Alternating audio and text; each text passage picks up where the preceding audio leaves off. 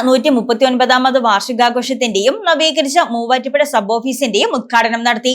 മൂവാറ്റുപുഴ ഹോളിമാഗി ഫൊറോന പള്ളി ഓഡിറ്റോറിയത്തിൽ നടന്ന സമ്മേളനത്തിൽ മൂവാറ്റുപുഴ ബിഷപ്പ് യുഹാനോൻ മാർ തെയോഡോഷ്യസ് ഉദ്ഘാടനം ചെയ്തു. ദീപിക ദിനപത്രത്തിന്റെ 139ാമത് വാർഷിക ആഘോഷത്തിന്റെയും നവീകരിച്ച മൂവാറ്റുപുഴ സബ് ഓഫീസിന്റെ ഉദ്ഘാടനം നടത്തി. കോതമംഗലം ബിഷപ്പ് മാർ ജോർജ് മടത്തിക്കണ്ടത്തിൽ ഓഫീസിന്റെ വെഞ്ചരിപ്പ് കർമ്മം നിർവഹിച്ചു. മൂവാറ്റുപുഴ ഹോളിമാഗി ഫെറോന പള്ളി ഓഡിറ്റോറിയത്തിൽ നടന്ന സമ്മേളനത്തിൽ മൂവാറ്റുപുഴ ബിഷപ്പ് യുഹാനോൻ മാർ തെയോഡോഷ്യസ് വാർഷിക ആഘോഷത്തിന്റെയും നവീകരിച്ച മൂവാറ്റുപുഴ സബ് ഓഫീസിന്റെ ഉദ്ഘാടനം നിർവഹിച്ചു.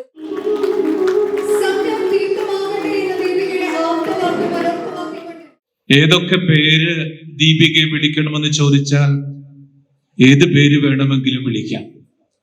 മൂല്യങ്ങളുടെ കലവറയെന്ന് വേണേ വിളിക്കാം, സഭയുടെ ജിഹ്വ എന്ന് വേണേ വിളിക്കാം, ശബ്ദമില്ലാത്തവരുടെ ശബ്ദം എന്ന് വേണേ വിളിക്കാം.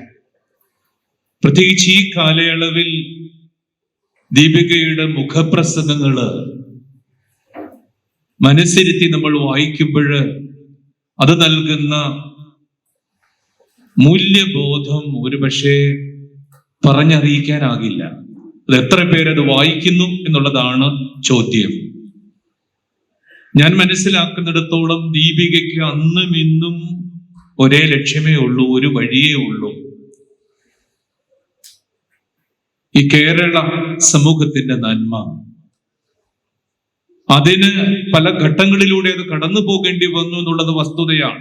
കോതമംഗലം രൂപത വികാരി ജനറൽ മോൺസിഞ്ഞോർ ഡോക്ടർ പയസ് മലക്കണ്ടത്തിൽ അധ്യക്ഷത വഹിച്ച സമ്മേളനത്തിൽ വിവിധ മേഖലകളിൽ മികവ് തെളിയിച്ചവർക്കുള്ള പുരസ്കാര സമർപ്പണം ഡീൻ കുര്യാക്കോസ് MP നിർവഹിച്ചു. ദീപികയുടെ literary and social excellence award KP കുര്യാക്കോസും humanitarian and social visionary award Vincent ജോസഫും legacy of loyalty award Joy നടുക്കുടിയും ഏറ്റുവാങ്ങി.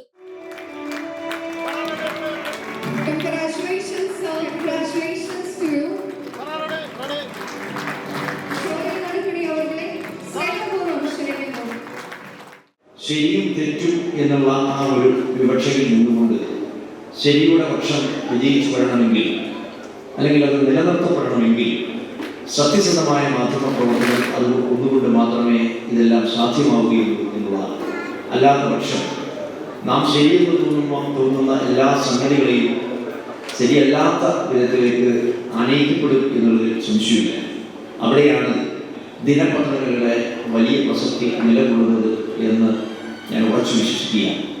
ആ നിലയിൽ തന്നെ ദിനപത്രത്തിൻ്റെ പ്രസക്തിയുണ്ട്. അതിൽ ഏറ്റവും സത്യസന്ധമായ നാടിനു വേണ്ടി ശബ്ദമുയർത്തുന്ന ദീപികയ്ക്ക് അതിലേറെ പ്രാധാന്യമുണ്ട് എന്നുള്ള കാര്യത്തിൽ സംശയമില്ല. കളർ ഇന്ത്യ ജില്ലാതല വിജയികൾക്കുള്ള സമ്മാന വിതരണം മാത്യു കുഴൽനാടൻ MLA നിർവഹിച്ചു.